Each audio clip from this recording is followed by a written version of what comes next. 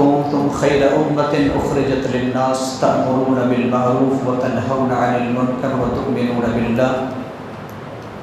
وقال النبي صلى الله عليه وسلم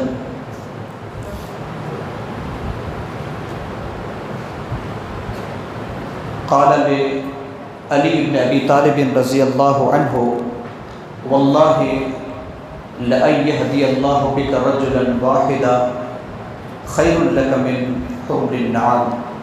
رواہ البخاری او کما قال علیہ الصلوۃ والسلام. اسلامی مجلس کے جو آداب ہوتے ہیں ان آداب کو ملحوظ رکھتے ہوئے آپ اپنی اپنی نشست پر بیٹھے، خالی جگہ نہ رکھیں. آپ بار بار سماعت فرما چکے ہیں کہ خالی جگہ رکھنا درست نہیں ہے. ایسے محفلوں کی بڑی فضیلت قرآن کے اندر بھی ہے اور احادیث مبارکہ کے اندر بھی ہے. میں ان فضائل کی طرف نہیں جانا چاہتا. بہرحال بلا تاخیر اس مجلس کا آغاز کرنے کے لیے تلاوت کلام پاک کے لیے میں محمد یحییٰ عبدالحفیظ کو دعوت دیتا ہوں کہ وہ آئے اور تلاوت کلام پاک سے اس مجلس کا آغاز. اعوذ باللہ من الشیطان الرجیم. بسم اللہ الرحمن الرحیم. یا ایہا الذین آمنوا اتقوا اللہ ولتنظر نفس ما قدمت لغد واتقوا اللہ ان اللہ خبیر بما تعملون. ولا تكونوا كالذين نسوا الله فأنفسهم أولئك هم الفاسقون. لا يستوي أصحاب النار وأصحاب الجنة أصحاب الجنة هم الفائزون. لو أنزلنا هذا القرآن على جبل لرأيته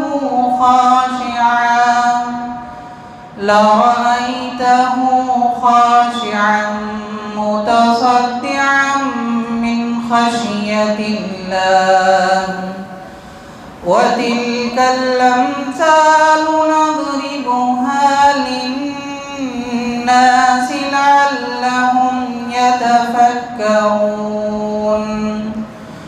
هو الله الذي لا إله إلا هو عالم الغيب والشهادة هو الرحمن الرحيم. هو الله الذي لا إله إلا هو الملك القدوس السلام المؤمن المهيمن العزيز الجبار المتكبر. سبحان الله عما يشركون.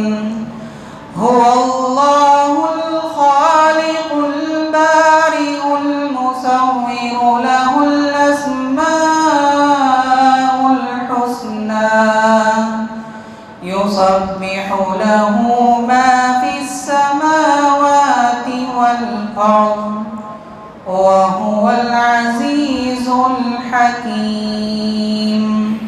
السلام علیکم ورحمۃ اللہ وبرکاتہ. دنیا اور آخرت میں کامیابی سے نوازے. آمین. غیر مسلم مسلمانوں پر اس طریقے سے نفرت بھری باتیں کرتے ہیں کیونکہ ممکن ہے کہ ان تک دین اسلام کی دعوت نہیں پہنچی، لہٰذا دین اسلام کی دعوت کو پہنچانے کے لیے بالخصوص یہ مجلس نوجوانوں کے لیے اور بالعموم تمام لوگوں کے لیے رکھی گئی ہے تاکہ آپ لوگوں کو اس بات سے باخبر کیا جائے کہ دعوت اور تبلیغ دوسرے تک پہنچانا کتنی بڑی ذمہ داری ہے، اور یہ ذمہ داری ہمیں دی گئی ہے۔ اللہ تبارک و تعالیٰ نے قرآن مقدس کے اندر فرمایا کنتم خیر امہ اخرجت للناس، تم بہترین امت ہو، تم لوگوں کے لیے پیدا کیے گئے ہو، تمہارا وجود صرف تمہارے لیے نہیں ہے کہ ہم آئے کلمہ پڑھ لیے، نماز پڑھ لیے، نیک عمل کر لیے، زندگی گزار لی اور اس دنیا سے چلے گئے، یہ مقصد نہیں ہے۔ اخرجت للناس، انسانیت کے لیے تمہارا وجود بخشا گیا ہے، تو بھلائی کا حکم کرو، برائی سے روکو، یہ اللہ رب العالمین نے ذمہ داری دی ہے۔ تو اسی مناسبت سے یہ محفل منعقد کی گئی ہے، اور چونکہ نوجوانوں کو بالخصوص یہ مجلس خطاب کرے گی، لہذا اس مجلس کے مقرر جو نوجوانوں کے جذبات کو ایک رخ دے سکے، ایسے مقرر جناب فضیلت الشیخ کلیم الدین فیضی حفظہ اللہ کو بلایا گیا ہے، مدعو کیا گیا ہے۔ اللہ تبارک و تعالیٰ نے آپ کو بہت زیادہ اس محفل میں یا اس فیلڈ میں اللہ رب العالمین نے آپ کو صلاحیت بخشی ہے، انشاءاللہ کہ آپ سماعت فرمائیں گے۔ تو آج کی اس مجلس کا عنوان ہے دعوت و تبلیغ میں نوجوانوں کی ذمہ داریاں، یعنی نوجوانوں کی کیا ذمہ داری ہے دعوت و تبلیغ کے محفل میں۔ اللہ کے رسول صلی اللہ علیہ وسلم نے سیدنا علی بن ابی طالب رضی اللہ عنہ سے فرمایا تھا، اللہ کی قسم اگر تیرے ذریعے سے ایک شخص کو بھی ہدایت مل جائے تو یہ تمہارے لیے سرخ اونٹ سے بہتر ہے۔ اللہ کے رسول صلی اللہ علیہ وسلم نے سیدنا علی رضی اللہ عنہ کو، جب کہ وہ علی رضی اللہ عنہ جوان تھے، اس وقت نبی صلی اللہ علیہ وسلم نے نصیحت کی تھی۔ تو ضروری نہیں ہے کہ جتنے بھی افراد آئیں سب ہمارے دین میں آ جائیں، شریعت میں آ جائیں، مذہب اسلام میں آ جائیں۔ اگر ایک آدمی کو بھی دین کی دعوت پہنچا دی جائے، ہدایت دینا اللہ رب العالمین کا کام ہے۔ انک لا تہدی من احببت ولکن اللہ یہدی من یشاء، اللہ تبارک و تعالیٰ جسے چاہتا ہے ہدایت سے نوازتا ہے۔ اب میں بلا تاخیر شیخ محترم سے گزارش کرتا ہوں کہ وہ اپنے عنوان کی وضاحت کریں۔ السلام علیکم ورحمۃ اللہ وبرکاتہ۔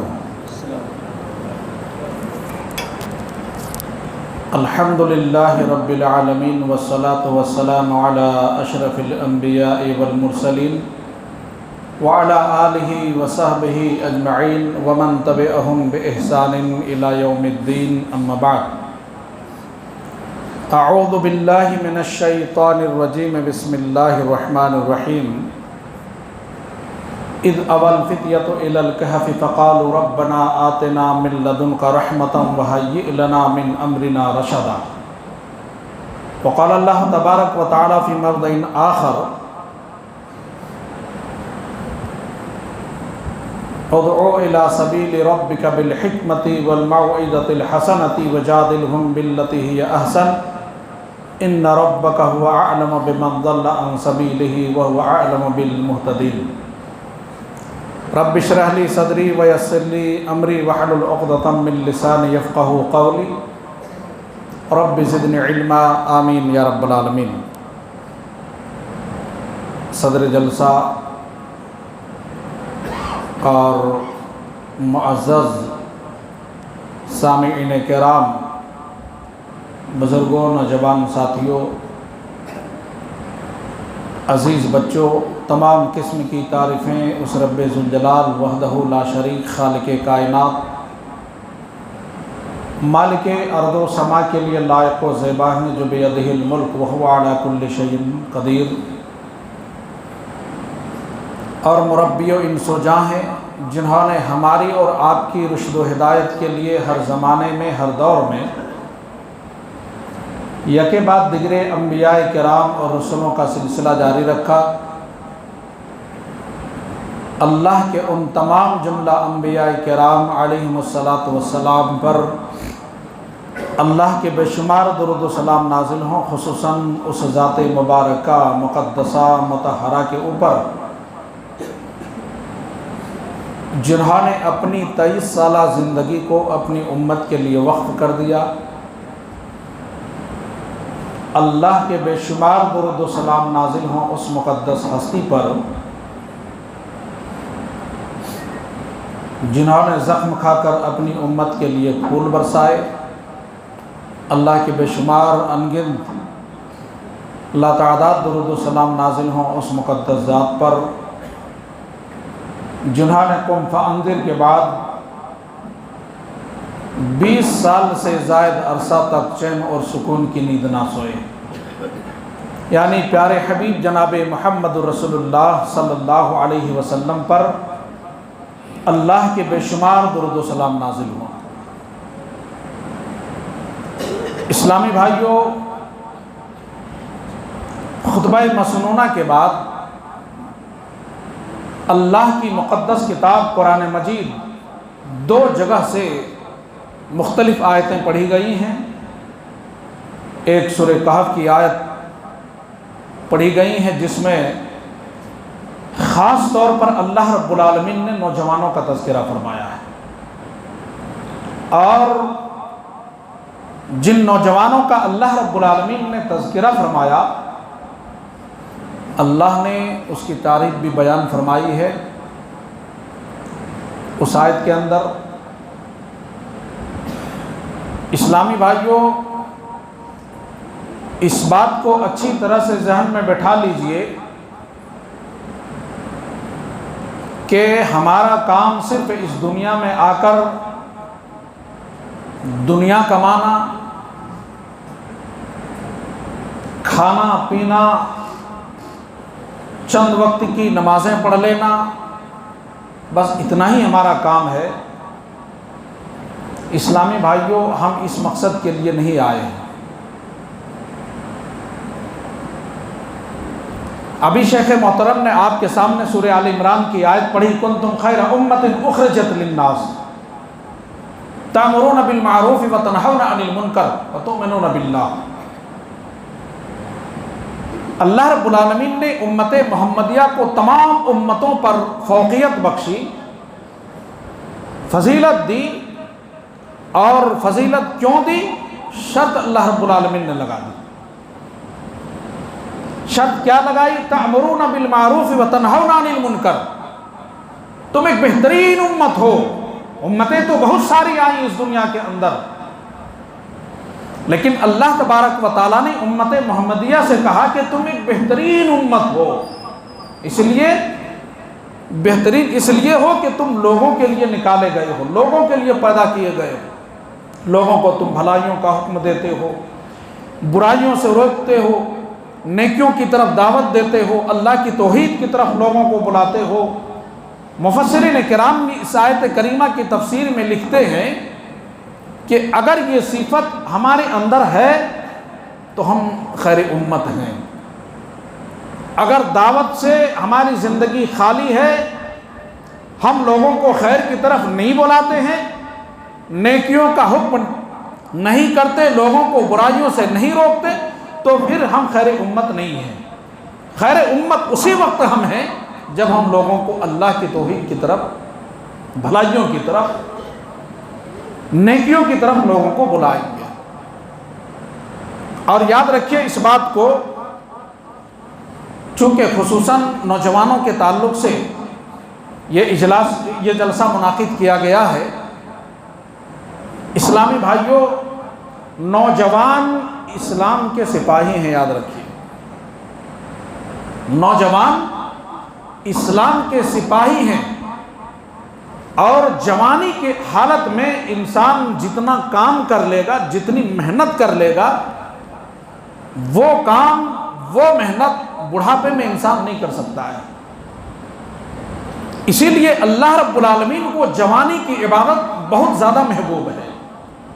اللہ کو جوانی کی عبادت رب العالمین کو بہت زیادہ محبوب ہے۔ شاب نشا فی عبادت اللہ، جہاں پر اللہ کے نبی صلی اللہ علیہ وسلم نے 7 لوگوں کا تذکرہ فرمایا کہ عرش کے سائے میں 7 قسم کے لوگ ہوں گے، جن میں سے ایک وہ نوجوان بھی ہوگا، شاب نشا فی عبادت اللہ، وہ نوجوان ہوں گے جس کی پوری جوانی اللہ کی عبادت میں گزر گئی۔ اب عبادت صرف نماز پڑھنا عبادت نہیں ہے، عبادت صرف نماز پڑھنا نہیں ہے، نیکیاں جتنی بھی ہیں ساری نیکیاں عبادت کے اندر شامل ہیں۔ صدقہ بھی عبادت ہے، نماز بھی عبادت ہے، روزہ بھی عبادت ہے، زکوٰۃ بھی عبادت ہے، حج بھی عبادت ہے، لوگوں کو اللہ کی دین کی طرف، توحید کی طرف بلانا یہ بھی ایک عبادت ہے، یہ بھی ایک نیکی کا کام ہے۔ شاب نشا فی عبادت اللہ، جوانی کے حالت میں جو نوجوان انسان رب کی عبادت کر لیتا ہے، دین کی خدمت کر لیتا ہے، اللہ رب العالمین کو یہ عمل، یہ عبادت بہت محبوب ہے، بہت زیادہ پسند ہے۔ اور ایسے نوجوانوں کو اللہ تبارک و تعالی قیامت کے دن جب کوئی بھی سایہ نہیں ہوگا، جب انسان سائے کے لیے تڑپ رہا ہوگا، پریشان ہوگا، نفسی کے عالم میں ہوگا، اللہ کے عرش کے علاوہ کوئی سایہ نہیں ہوگا، اس وقت اللہ تبارک و تعالی نوجوانوں کو، جس کی جوانی اللہ کی عبادت میں گزری ہوگی، ان نوجوانوں کو اللہ تبارک و تعالی اپنے عرش کے سائے میں جگہ دے گا، کہے گا فرشتوں لے آؤ ان نوجوانوں کو میرے عرش کے سائے میں، اسے لے آؤ جنہوں نے اپنی جوانی کو میری عبادت میں گزاری ہے۔ تو اسلامی بھائیوں، نوجوان اسلام کے سپاہی ہیں۔ نوجوانوں سے جو کام ہو پائے گا وہ بزرگوں سے نہیں ہو سکتا ہے۔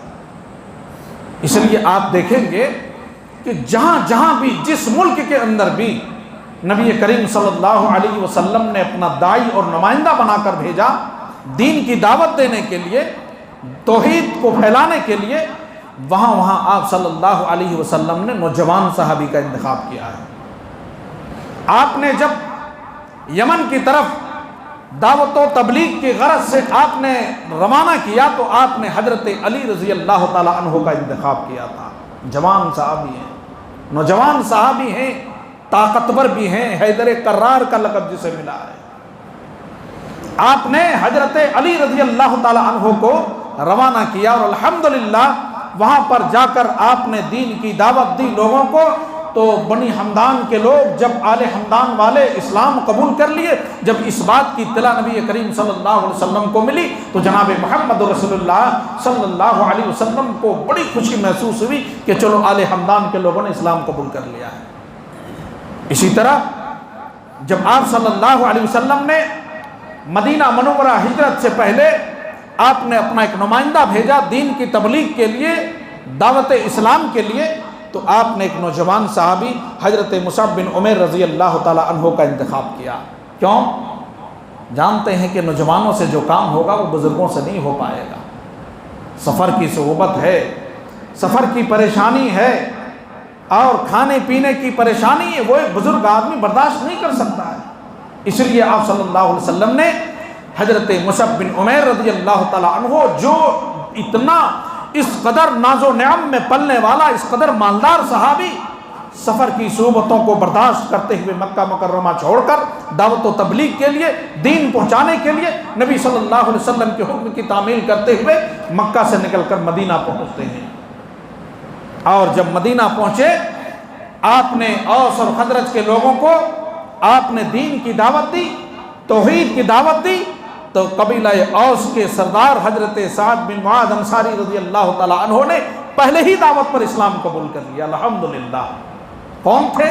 حضرت مصعب بن عمیر رضی اللہ تعالیٰ عنہ، نوجوان صحابی تھے میرے ساتھیوں۔ اس لیے آپ اپنی ذمہ داری کو نہ بھولیں، یہ نوجوانوں کی ذمہ داری ہے۔ نبی صلی اللہ علیہ وسلم کا نوجوانوں کا روانہ کرنا، اور دستے کا جو آپ صلی اللہ علیہ وسلم نے اپنے انتقال سے پہلے جو جیش اسامہ کو تیار کیا تھا، اور حضرت اسامہ رضی اللہ تعالیٰ عنہ کو جو آپ نے سردار بنایا تھا، بوڑھے تھے، بالکل نوجوان صحابی تھے. یہاں تک کہ آپ کے انتقال کی خبر جب انہوں نے سنا تو وہ لوگ راستے سے واپس آئے. حضرت ابوبکر صدیق رضی اللہ تعالیٰ عنہ جب خلیفہ ہوئے تو سب سے پہلے انہوں نے جو پہلا کام کیا اپنے دور خلافت میں، تو جیش اسامہ کو آپ نے تیار کیا، اور جس انداز میں نبی صلی اللہ علیہ وسلم نے تیار کیا تھا، جو ہدایت آپ صلی اللہ علیہ وسلم نے کی تھی اور جو تاکید کی تھی، وہی بات، وہی ہدایت، وہی انداز آپ نے بھی اختیار کیا. حضرت ابوبکر صدیق رضی اللہ تعالیٰ عنہ، یہاں تک کہ بعض صحابہ نے اعتراض بھی کیا، ابوبکر اتنے کم عمر صحابی کو آپ سپہ سالار بنا کر روانہ کر رہے ہیں، اس کو امیر بنا رہے ہیں. نوجوان تھے. نبی صلی اللہ علیہ وسلم ابوبکر نے کہا کہ جس کو اللہ کے رسول نے امیر بنایا ہو، جس کو اللہ کے رسول نے سپہ سالار بنایا ہو، ابو بکر اسے، اس کی سپہ سالاری کو، اس کی عمارت کو چھین نہیں سکتا ہے. جو نبی نے کیا ہے وہی میں بھی کر رہا ہوں. مصعب بن عمیر رضی اللہ تعالیٰ عنہ نوجوان صحابی ہیں، مدینہ منورہ تشریف لاتے ہیں، دعوت دیتے ہیں، لوگوں کو دین سمجھاتے ہیں. قبیلہ اوس کے سردار حضرت سعد بن معاذ انصاری رضی اللہ تعالیٰ عنہ نے اسلام قبول کیا، اور آپ کے ساتھ ساتھ قبیلہ اوس کے بہت سارے لوگوں نے اسلام قبول کر لیا. یہاں تک کہ یہی نوجوان صحابی حضرت سعد بن معاذ انصاری رضی اللہ تعالیٰ عنہ جب جنگ بدر کا معاملہ پیش ہوا تو اپنے تمام قبیلے کے سارے لوگوں کو لے کر میدان بدر میں پہنچ گئے اور کہا کہ اوس کے لوگوں یاد رکھنا، ہمارے طرف سے کوئی کمی بھی نہ آنی پائے، تاکہ یہ نہ ہو کہ ہماری وجہ سے اسلام کو نقصان پہنچا ہو، ہماری وجہ سے دین کو کوئی خسارہ ہوا ہو، ہماری وجہ سے نبی کائنات صلی اللہ علیہ وسلم کو تکلیف پہنچ گئی ہو، ہماری وجہ سے دین اسلام کے اندر کوئی رخنہ اندازی ہو جائے. ہم اس چیز کو برداشت، ہم اپنی جان کو بازی لگا دیں گے، اپنی جان کی قربانی دے دیں گے، ہم اپنی جان کی پرواہ نہیں کریں گے، لیکن دین اسلام کی سربلندی کے لیے ہم اپنی جان کی قربانی دے دیں گے. یہاں تک کہ جنگ بدر میں بھی اس قدر محنت کی، اور جنگ بدر کے ساتھ ساتھ جنگ احد میں بھی حضرت سعد بن معاذ انصاری رضی اللہ تعالیٰ عنہ نے اس قدر محنت کی اور بہادری کا کام دکھایا دین کی سربلندی کے لیے، اللہ کی توحید کو لوگوں تک پہنچانے کے لیے. یہاں تک کہ جنگ احد میں حضرت سعد بن معاذ انصاری رضی اللہ تعالیٰ عنہ زخمی ہو جاتے ہیں، اور وہی زخم موت کا پیغام لے کر آ جاتا ہے. وہی زخم موت کا پیغام لے کر آ جاتا ہے. کہ نوجوان صحابی حضرت سعد بن معاذ انصاری رضی اللہ تعالیٰ عنہ اسی زخم کی شدت کی وجہ سے انتقال ہو جاتے ہیں. اسی زخم کی شدت کی وجہ سے انتقال ہو جاتے ہیں. دین کی خدمت کرتے کرتے اپنی جان کی قربانی دے دی لوگوں. اور دین کی خدمت بھی جو بندہ مرتا ہے اس کا مقام اتنا اونچا ہوتا ہے، لوگوں اس کا مرتبہ اتنا بلند ہوتا ہے. نبی کریم صلی اللہ علیہ وسلم نے اسی کے انتقال کے موقع پر آپ نے فرمایا تھا، عن عبداللہ بن عمر رضی اللہ تعالی عنہما قال قال رسول اللہ صلی اللہ علیہ وسلم هذا الذي تحرك له العرش وفتحت له ابواب السماء وشهده 70,000 من الملائكة لقد ذم ذمة ثم فرد عنه. رواہ نسائی کی روایت ہے اور حدیث کی سند صحیح ہے. حضرت عبداللہ بن عمر رضی اللہ تعالیٰ عنہ کہتے ہیں کہ نبی صلی اللہ علیہ وسلم نے اس کے انتقال کے موقع پر کہا هذا الذي تحرك له العرش. لوگو کیا دیکھتے ہو، اللہ اس سے اتنا راضی تھا، اس نے اس قدر دین کی خدمت کی، توحید کی سربلندی کے لیے اس نے اپنی جان کی بھی پرواہ نہیں کی. هذا الذي تحرك له العرش. یہ ایسا انسان ہے کہ جب اس کی موت ہوئی تو اس کی موت پر اللہ کا عرش بھی حرکت میں آ گیا. اللہ اکبر. دین کی خدمت کرتے کرتے نوجوانوں جان کی قربانی دے رہے ہیں یہ صحابی. هذا الذي تحرك له العرش. اللہ کا عرش بھی جھوم اٹھا اس کی موت پر. لوگوں ذرا اندازہ لگاؤ نوجوانوں، جس انسان کی موت پر، جس نوجوان کی موت پر اللہ کا عرش حرکت میں آ جائے، اللہ کا عرش جھوم اٹھے، اس انسان کا مقام کتنا اونچا ہوگا. اور کیوں مقام ملا، یہ رتبہ کیوں ملا؟ دین کی خدمت کی وجہ سے، دین کی سربلندی کے لیے اس نے اپنی جان کی بازی لگا دی تھی. اور وفتحت له ابواب السماء. اور جب ان کا انتقال ہوا، اس کی روح کی استقبال کے لیے اللہ نے آسمان کے سارے دروازوں کو کھول دیا. اللہ اکبر. وشهده 70,000 من الملائکہ. اور اس کی نماز جنازہ میں لوگوں 70,000 فرشتوں نے شرکت کی ہے. 70,000 فرشتے نماز جنازہ میں شریک ہوئے. صحابہ کرام نے نماز جنازہ پڑھی لیکن ساتھ ساتھ 70,000 فرشتوں نے نماز جنازہ ادا کی ان کی. اللہ اکبر. لوگوں ذرا اندازہ لگاؤ, جس انسان کی موت پر اللہ کا عرش حرکت میں آ جائے, جس کی روح کے استقبال کے لیے آسمان کے دروازے کھل جائیں, اور جس کی نماز جنازہ میں 70,000 فرشتے شریک ہوں, اندازہ لگاؤ کہ اس کا مقام کتنا اونچا ہوگا. اور یہ مقام کیوں ملا جانتے ہیں؟ یہ مقام صرف اور صرف اس لیے ملا کہ انہوں نے دین کی سربلندی کے لیے, رب کی توحید کو پھیلانے کے لیے اپنی جان کی بازی لگا دی. اور صحابہ کرام یہ چاہتے تھے کہ رب کی توحید دنیا کے کونے کونے تک پہنچے. یہی وجہ ہے کہ حضرت عثمان ابن عفان رضی اللہ تعالیٰ عنہ کے کمانڈر نے سمندر کے ساحل میں ٹھہر کر کہا تھا, اے اللہ تیری کبریائی کی قسم ہے, اگر عثمان کے اس کمانڈر کو اس بات کا علم ہو جائے اللہ کہ اس سمندر کے اس پار بھی تیرا کوئی مخلوق بس رہا ہے, کوئی انسان بس رہا ہے, تیری کبریائی کی قسم ہے اللہ, تیرا یہ عثمان کا کمانڈر تیری توحید کا جھنڈا وہاں بھی گاڑے گا, وہاں بھی تیرا دین عثمان کا کمانڈر پہنچائے گا. اللہ اکبر. یہ تھے ہمارے اسلاف. لوگوں اپنے اسلاف کو نہ بھولو, اپنی ذمہ داریاں نہ بھولو. نوجوانوں صرف سوشل میڈیا میں اپنے وقت کو برباد کر لینا, اپنے وقت کو ضائع کرنا. دن بھر جب دیکھو جب کوئی گیم کھیلتا ہوا نظر آتا ہے, جب دیکھو کوئی فیس بک پہ نظر آ رہا ہے, کوئی ٹیلی گرام پہ نظر آ رہا ہے, کوئی انسٹاگرام پہ نظر آ رہا ہے. پورا وقت ماں باپ بھی اس سے پریشان ہیں, والدین بھی اس سے پریشان ہیں ایسے بچوں سے. اللہ اکبر. ہمارا مقصد, ہماری تخلیق کا مقصد اور اس امت کا یہ مقصد نہیں ہے لوگوں. اس امت کا مقصد دعوت توحید ہے, لوگوں کو اللہ کا پیغام پہنچانا ہے. یہ مقصد ہے اس امت کا, رب کی توحید لوگوں تک پہنچانا. اگر یہ مقصد نہ ہوتا اور اگر اس مقصد کو ہمارے اسلاف پورا نہ کرتے تو لوگوں آج ہم تک دین نہیں پہنچتا. دین کیسے پہنچا؟ دین یوں ہی ہم تک پہنچ گیا ہے. صحابہ کرام نے لوگوں دین اسلام کو اپنے خون سے سینچا ہے. ہمارے اسلاف نے دین کو اپنے خون سے سینچا ہے, اور خون سے سینچ کر اس دین کو سجراب کر کے ہم تک پہنچایا ہے لوگوں. اس لیے ہم اپنی ذمہ داری کو نہ بھولیں, ہم اپنے وقت کو ضائع نہ کریں, ورنہ کل قیامت کا دن ہوگا. ہم انسٹاگرام پہ اپنا وقت ضائع کر رہے ہیں, سوشل میڈیا پہ اپنا وقت ضائع کر رہے ہیں, ننگی تصویروں پہ اپنا وقت ضائع کر رہے ہیں. ہونا ہو اسی حالت میں ہمارے نوجوان بھائیوں کی موت ہو جائے, اسی حالت میں ہمارا انتقال ہو جائے, اسی حالت میں اللہ کا فرشتہ ملک الموت آ جائے, ہماری روح قبض کر لے. کل قیامت کا دن ہوگا, اللہ ہم سے پوچھے گا, اے فلاں ابن فلاں بتا, جب تو دنیا کو چھوڑ رہا تھا تیری نگاہیں کہاں تھی, تو کیا دیکھتا ہوا آیا ہے, تیرا عمل کیا تھا, تو جب دنیا سے رخصت ہو رہا تھا تو کیا کرتا ہوا آیا ہے. ہمارا جواب کیا ہوگا لوگوں؟ ہمارا جواب وہ ہونا چاہیے جو ہمارے سلف نے ہمیں دے کے گیا ہے, اور وہ واقعہ ہمارے لیے قابل عبرت ہے, قابل نصیحت ہے. جنگ احد کا موقع ہے, تاریخ ابن ہشام ہے. تاریخ ابن ہشام کے اندر امام ابن ہشام رحمۃ اللہ علیہ نے ایک واقعہ نقل کیا ہے کہ نبی کریم صلی اللہ علیہ وسلم نے جنگ احد کے موقع پر آپ نے رات میں پڑاؤ ڈالا ایک مقام پر, اور اس مقام پر پڑاؤ ڈالا. مشرکین مکہ ادھر جو ہے کافی تعداد میں ہے, 3,000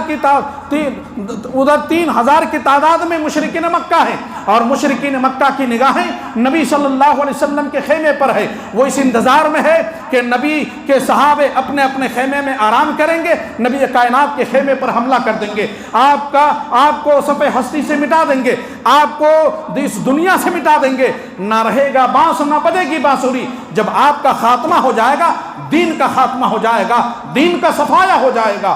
اس چکر میں مشرکین مکہ تھے, اس بات کو آپ نے محسوس کیا اور آپ کو اللہ نے وحی کے ذریعہ بتلایا. آپ صلی اللہ علیہ وسلم نے صحابہ کرام کو اکٹھا کیا, آپ نے کہا لوگوں آج میں اپنی تلوار کو دیتا ہوں, اور کون ہے جو آج میرے خیمے کی چوکھٹ پر ٹھہرے گا, میری چوکیداری کرے گا, میری تو جو ہے چوکیداری رات بھر کرے گا, کون ہے؟ آج محمد الرسول اللہ اسے جنت کی ضمانت دیتا ہے, میں اپنے رب سے اسے جنت دلاؤں گا. کون دین اسلام کی سربلندی کے لیے, کون دین کی حفاظت کے لیے, نبی کی حفاظت کے لیے کون خیمے کے دروازے پر ٹھہرے گا؟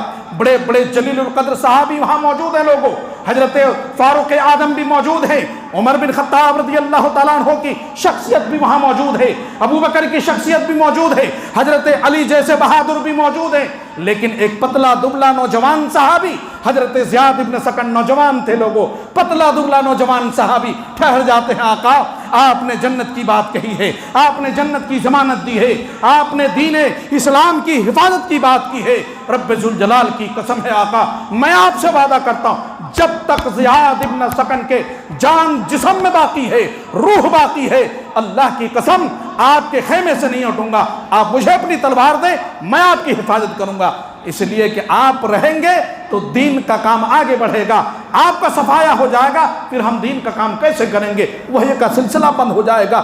یہ اصل نیت تھی صحابہ کرام کی، دین کو پھیلانا مقصد تھا، رب کی وحی کو آگے بڑھانا مقصد تھا، کہا میں آپ کی چوکیداری کروں گا۔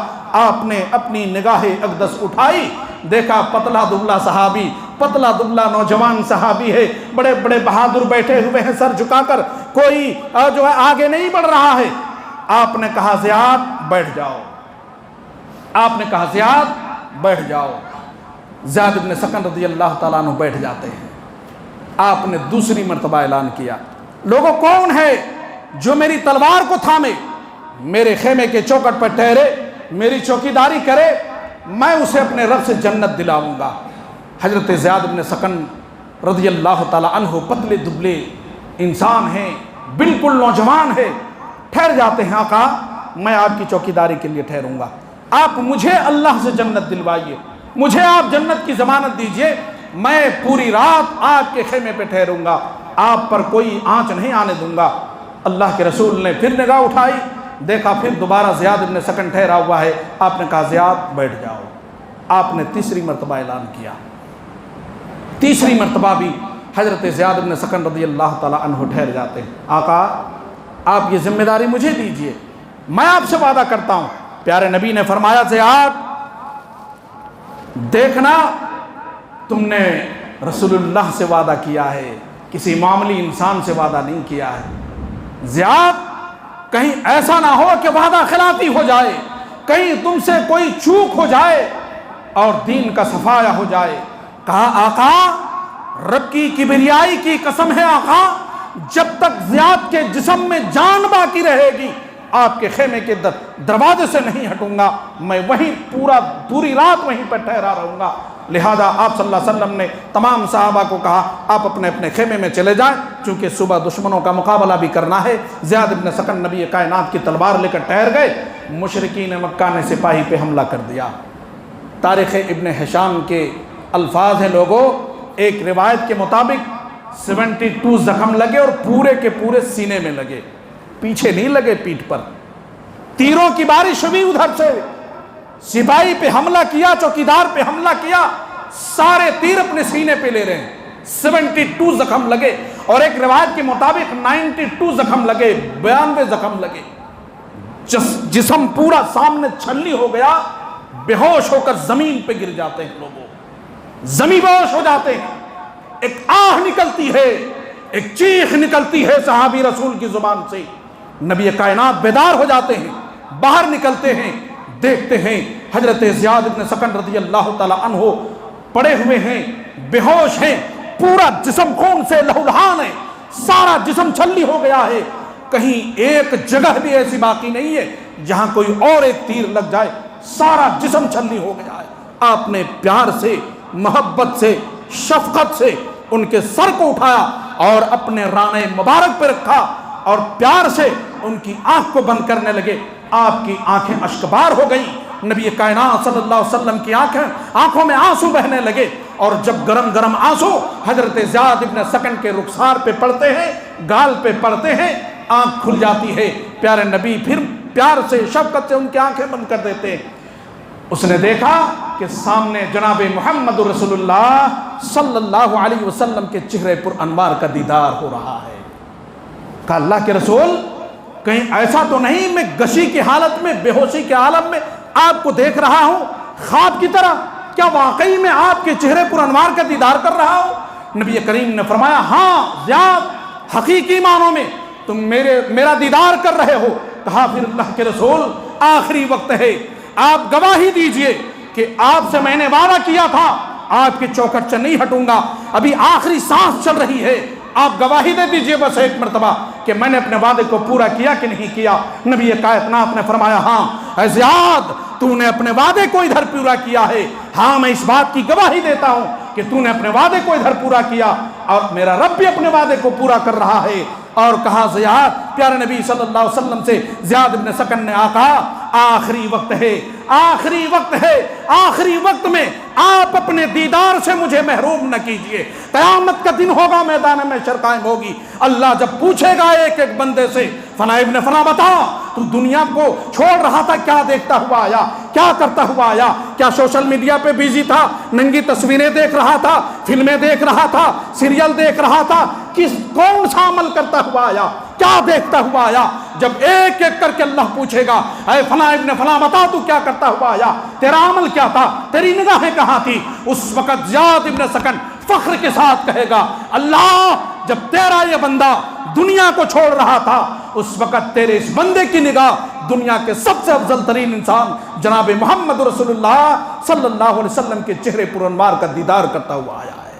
اور جب آ رہا تھا میرا عمل یہ تھا کہ میں نے تیرے نبی سے وعدہ کیا تھا، اس وعدے کو نبھاتے ہوئے آیا ہے۔ کہا زیاد تو نے اپنے وعدے کو ادھر پورا کیا ہے، میرا رب بھی اپنے وعدے کو پورا کر رہا ہے۔ زیاد آپ نے صحابہ کرام کو کہا ساتھیو کیا دیکھتے ہو، ابھی اس کی روح پرواد ہوئی، آپ کو اللہ نے معجزہ کے طور پر دکھایا۔ نبی کائنات نے صحابہ سے کہا لوگو اس کی روح کی استقبال کے لیے اللہ نے جنت کے سارے دروازوں کو کھول دیا ہے، اپنے وعدے کو اللہ نے ادھر پورا کیا۔ یہ تھے ہمارے نوجوان صحابی۔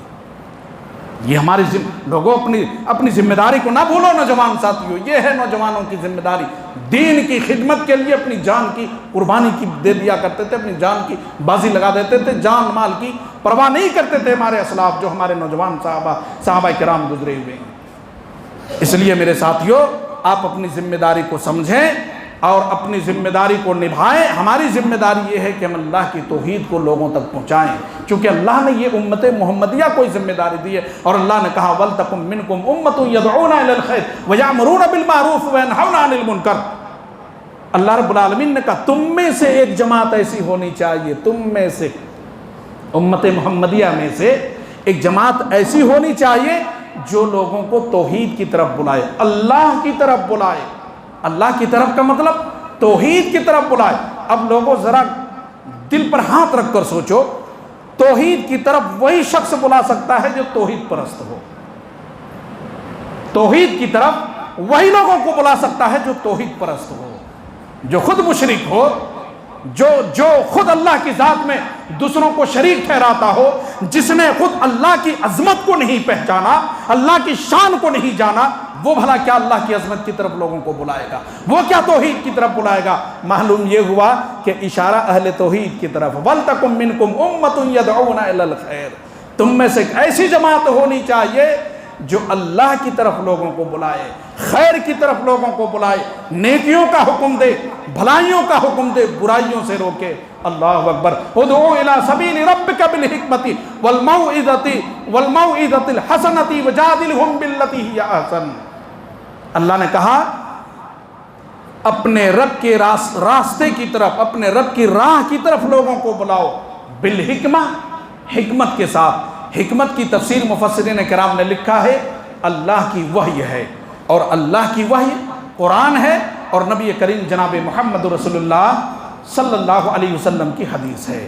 قرآن کے ذریعے، حدیث کے ذریعے لوگوں کو اللہ کے دین کی طرف بلائیں، اللہ حکم دے رہا ہے، دوسری کتابوں کے ذریعے نہیں، دوسرے دلائل کے ذریعے نہیں، اللہ کی کتاب قرآن کے ذریعے، نبی کریم صلی اللہ علیہ وسلم کی احادیث کے ذریعے لوگوں کو اللہ کی راہ کی طرف بلائے۔ اور کیا کہا؟ والموعظۃ الحسنہ، اور بہترین طریقے سے ان سے گفتگو کرو۔ جب آپ غیروں سے بات کرو، جب آپ دین کی دعوت دو، جب آپ انہیں توحید سمجھاؤ، تو بالکل بہترین طریقے سے، احسن طریقے سے، ایسا نہ ہو کہ آپ غصے میں آ جائیں، آپ کے اندر چڑچڑاپن پیدا ہو جائے اور آپ غصے سے اٹھ کر چلے جائیں، آپ کی بدخلقی کی وجہ سے وہ دین سے دور ہو جائیں، آپ کی بد اخلاقی کی وجہ سے وہ توحید سے دور ہو جائے، ایسا بھی نہ ہو۔ وجادلہم باللتی ہی احسن، احسن طریقے سے بات کرو، بہترین طریقے سے ان سے گفتگو کرو۔ اللہ اکبر، اللہ دعوت کا طریقہ بتا رہا ہے مسلمانوں کو، بہترین طریقے سے، ناراض ہو کر نہیں، غصے میں آ کر، جذبات میں آ کر۔ بعض نوجوان کیا کرتے ہیں، جذبات میں آ جاتے ہیں، اور جذبات میں آ جاتے ہیں اور پھر چھوڑ دیتے ہیں۔ نقصان یہ ہوتا ہے کہ وہ بھائی جس کو ہم دعوت دے رہے ہیں، جو مؤلفۃ القلوب ہے، جس کا دل اسلام کی طرف ابھی مائل ہو ہی رہا ہے، وہ سمجھنے کی کوشش کر رہا ہے، اب وہ دین سے دور ہو گیا ہے۔ کتنا بڑا نقصان ہوا دین کا۔ اگر یہ طریقہ ہمارے سلف کا ہوتا، اگر یہ طریقہ ہمارے نبی جناب محمد رسول اللہ صلی اللہ علیہ وسلم کا ہوتا، تو ساتھیوں جانتے ہیں، اللہ کی قسم، آپ کے ارد گرد جو لاکھوں کے تعداد میں صحابہ کرام تھے نا، فتح مکہ کے دن 1,40,000 کے قریب صحابہ کرام مکہ مکرمہ فتح مکہ کے دن حج، آخری حج کے موقع پر، حجۃ الوداع کے موقع پر 1,40,000 کے قریب صحابہ کرام تھے۔ یہ صحابہ آپ کے قریب تک نہ آتے تھے۔ اگر آپ سخت کلامی سے کام لیتے، آپ اگر آپ تو دشمن سے بھی ناراض نہیں ہوتے تھے۔ اللہ اکبر، آپ تو دشمن سے بھی ناراض نہیں ہوتے۔ آپ کا اخلاق اتنا بلند، آپ اس قدر اخلاق سے لوگوں کو دعوت پیش کرتے کہ آپ کے اخلاق سے متاثر ہو کر اسلام قبول کر لیتے تھے۔ اللہ اکبر۔ نبی کریم صلی اللہ علیہ وسلم کے پاس ایک صحیح بخاری شریف کتاب المغازی کی حدیث ہے، حضرت ابو ہریرہ رضی اللہ تعالیٰ عنہ حدیث کے راوی ہیں، بیان فرماتے ہیں ایک سریہ آپ صلی اللہ علیہ وسلم نے بنو حنیفہ کی طرف آپ نے بھیجا تھا۔ کتاب المغازی صحیح بخاری کی حدیث ہے۔ تو صحابہ کرام نے ایک بہت بڑے مجرم کو گرفتار کر لیا، ثمامہ بن اسال کو۔ چند نوجوانوں کو آپ نے روانہ کیا تھا سریے کی شکل میں بنو حنیفہ کی طرف۔ تو صحابہ کرام نے ایک بہت بڑے مجرم کو گرفتار کر لیا رات میں، ثمامہ بن اسال جس کا نام ہے، وہ یمامہ کا گورنر تھا، یاد رکھیے، بادشاہ تھا، سردار تھا وہ یمامہ کا، اور کئی صحابہ کا قاتل ہے یہ شخص۔ بعد میں اس نے اسلام قبول کر لیا الحمدللہ۔ کئی صحابہ کو اس نے قتل کیا، اور کئی بار اس نے نبی کریم صلی اللہ علیہ وسلم کو قتل کرنے کے گھات میں، راستے میں ٹھہرا ہوا، گھات لگا کر بیٹھا تھا۔ آپ جانتے ہیں شیر جب اپنا شکار کرنے کے لیے، جانوروں کو شکار کرنے کے لیے چھپ کر کہیں بیٹھتا ہے، اکیلا جب رہتا ہے چھپ کر بیٹھتا، دیکھتا ہے سواری جو ہے شکاری جب دیکھتا ہے کہ جانور سامنے آ رہا ہے اس کا شکار، تو اتنی اس قدر تیزی سے چھپٹتا ہے، وہ گھات میں لگا رہتا ہے۔ ثمامہ بن اسال بھی نبی صلی اللہ علیہ وسلم کی شخصیت کو مٹانے کے لیے کئی مرتبہ یہ گھات میں لگا، لیکن اللہ رب العالمین نے آپ کو بچایا۔ واللہ یعصمک من الناس، اللہ نے کہا، اللہ نے اپنے نبی سے وعدہ کیا، یا ایھا الرسول بلغ ما انزل الیک من ربک وان لم تفعل فما بلغت رسالتہ واللہ یعصمک من الناس ان اللہ لا یہدی القوم الکافرین۔ اے رسول، یا ایھا الرسول بلغ، اے رسول، اے میرے نبی، آپ کے اوپر اللہ نے جو نازل کیا ہے، جو وحی اتاری ہے، آپ اس کو لوگوں تک پہنچا دیجئے۔ اور وَإِن لَمْ تَفْعَلْ فَمَا بَلَّغْتَ رِسَالَتَهُ، اگر آپ نے اس پیغام کو، اس وحی کو لوگوں تک نہیں پہنچایا تو پھر آپ نے اپنی رسالت کی ذمہ داری کا حق ادا نہیں کیا۔ اپنے پیغمبر سے اللہ تعالیٰ کہہ رہا ہے، آپ نے اگر اللہ کی وحی کو لوگوں تک نہیں پہنچایا، اس پیغام کو لوگوں تک عام نہیں کیا، تو پھر آپ نے اپنی رسالت کی ذمہ داری کا حق ادا نہیں کیا۔ آپ اپنی ذمہ داری کو ادا کرتے رہیے۔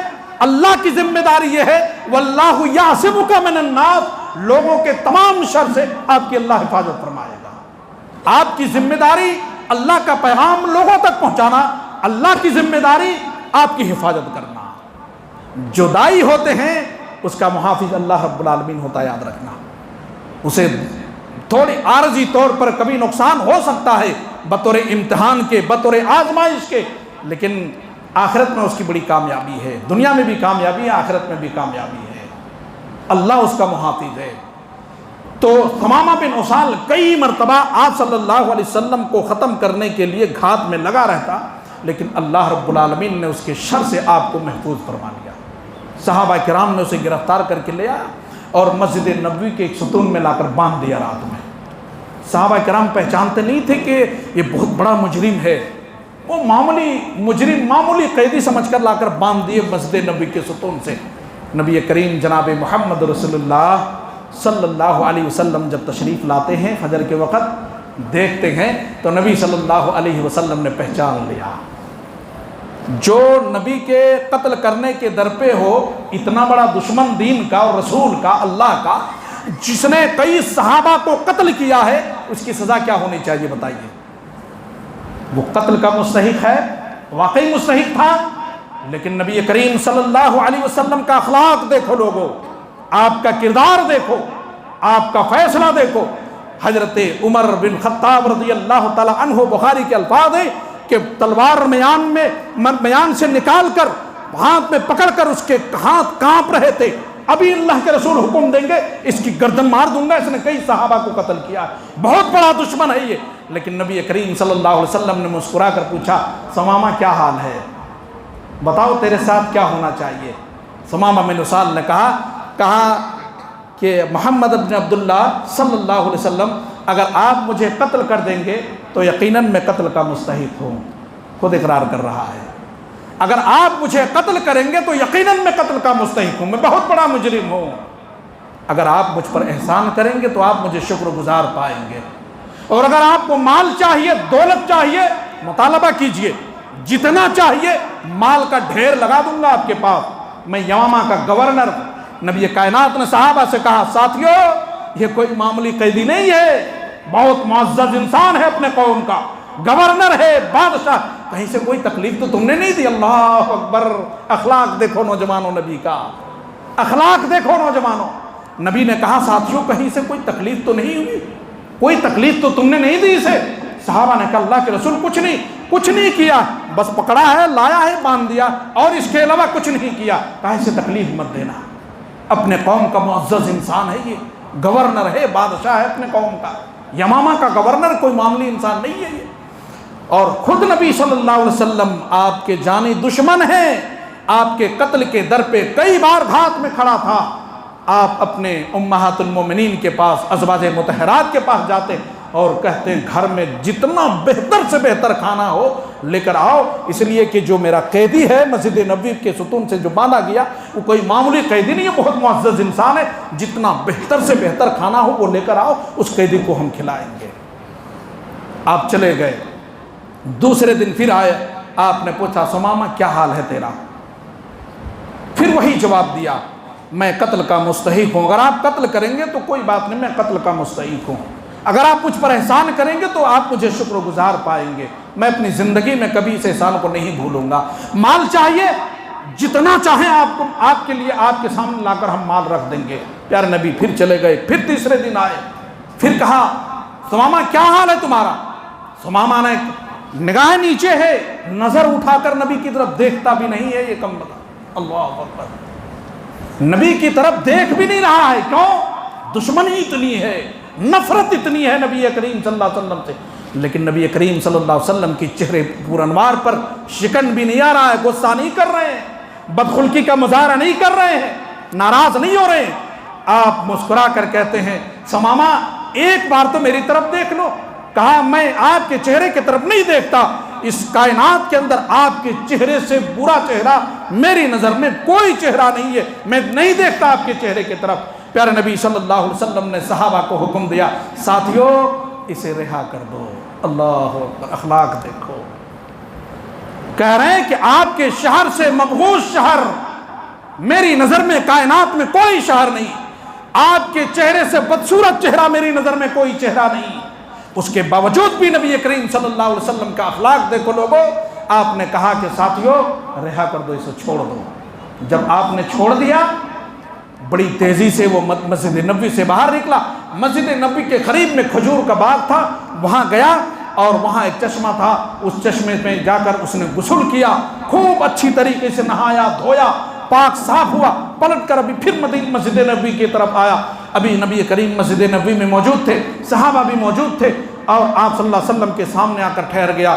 آپ نے فرمایا، ثمامہ واپس آ گئے، تمہیں تو رہا کر دیا تھا۔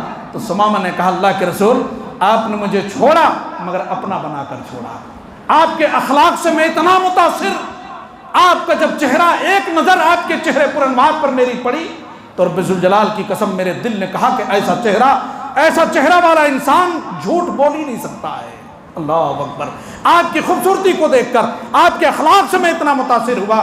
اللہ کے رسول اشہد اللہ الہ الا اللہ وان محمد رسول اللہ، میں اس بات کی گواہی دیتا ہوں کہ اللہ کے سوا کوئی معبود برحق نہیں ہے اور آپ اللہ کے رسول اور آپ اللہ کے بندے ہیں۔ اللہ کے رسول، میں نے عمرہ کا ارادہ کیا ہوا تھا، میں عمرے کے لیے نکل رہا تھا، آپ کے ساتھیوں نے مجھے گرفتار کر لیا۔ آپ کہیے کہ آپ کیا حکم دیتے ہیں مجھے؟ آپ جو حکم دیں گے ویسا کروں گا۔ آپ نے خوشخبری سنائی اور کہا کہ جاؤ، پہلے آپ نے عمرے کا ارادہ کیا ہے، مکہ جاؤ عمرہ کرو۔ جب عمرے کے لیے مکہ پہنچے تو یہی ثمامہ جو نبی کے دشمن تھے اور کئی صحابہ کے قاتل، جب اس نے عمرہ کیا تو لوگوں نے دیکھا کہ یہ مسلمان ہو گیا ہے، مسلمان کے طریقے سے عمرہ کر رہا ہے۔ کہا کہ شاید تم بھی اپنے دین سے بھٹک گئے۔ کہا ہاں، بھٹکا نہیں ہوں، میں نے محمد صلی اللہ علیہ وسلم کی لائی ہوئی شریعت پر ایمان لایا ہے، میں نے اللہ کی توحید کا اقرار کیا۔ اور یاد رکھنا مکہ والو، اب یمامہ سے ایک گیہوں کا دانہ بھی مکہ نہیں آئے گا جب تک اس پر نبی کریم صلی اللہ علیہ وسلم کی مہر نہ لگ جائے، جب تک آپ کی اجازت نہ ہو جائے، گیہوں کا ایک دانہ بھی مکہ نہیں آئے گا۔ سارے گلے یمامہ سے آتے تھے مکہ والوں کے لیے۔ سالی آ گئی، مکہ کے لوگوں کے لیے گیہوں کے دانے روک دیے گئے۔ مکہ والوں نے خط لکھا نبی صلی اللہ علیہ وسلم کے پاس، محمد ابن عبداللہ صلی اللہ علیہ وسلم، آپ تو رحم دلی کے درس دیتے ہیں، تعلیم دیتے ہیں صلہ رحمی کی، رشتہ داروں کو قائم کرنے کی، آپ ہمیں تکلیف دے رہے ہیں۔ آپ کا ایک ساتھی اسامہ نے گیہوں کے دانے کو روک لیا، آپ اسے اجازت دیجئے کہ ہمیں مزید اور تکلیف نہ دے۔ آپ نے حکم جاری کیا، سمامہ گیہوں جاری کر دو، اسے تکلیف نہ دو مکہ والوں کو۔ اللہ اکبر۔ دشمن کے ساتھ بھی آپ کا یہ معاملہ ہے، آپ کا یہ اخلاق ہے۔ تو جب بھی کسی کو دعوت دے، وجادلہم باللتی ہی احسن، اللہ نے جو ہمیں طریقہ بتلایا ہے، اللہ نے جو ہمیں اصول بتلایا ہے، اسی اصول کے ساتھ، اسی طریقے کے ساتھ ہم لوگوں کو دعوت دیں۔ جب دعوت دیں بالکل احسن طریقے سے، بہترین انداز میں، خوبصورت انداز میں اس کے سامنے رب کی توحید پیش کریں، خوبصورت انداز میں رب کے ساتھ لوگوں کے سامنے رب کی توحید اور اللہ کا دین اس کے سامنے پیش کریں، جیسے نبی کے صحابہ نے پیش کیا، نبی کریم صلی اللہ علیہ وسلم نے پیش کیا، اخلاق سے، بہترین اخلاق سے، بہترین گفتگو کے ساتھ۔ ایک اور واقعہ میں دائیوں کے حوالے کرتا ہوں انشاءاللہ، جو نبی صلی اللہ علیہ وسلم نے اخلاق کے ساتھ دین کی دعوت دی۔ صحیح مسلم شریف کی حدیث ہے، کتاب الجمعہ کے اندر امام مسلم رحمۃ اللہ علیہ نے حدیث نقل فرمائی ہے، جس کے راوی حضرت عبداللہ ابن عباس رضی اللہ تعالی عنہما ہیں۔ عبداللہ ابن عباس رضی اللہ تعالی عنہما بیان کرتے ہیں کہ زماد، جو ازد شنوہ کا رہنے والا ہے، یہ طبیب تھا، ڈاکٹر تھا، یہ شخص ازد شنوہ کا رہنے والا تھا، ڈاکٹر تھا، طبیب تھا، اور جھاڑ پھونک بھی کرتا تھا، رقیہ بھی پڑھتا تھا۔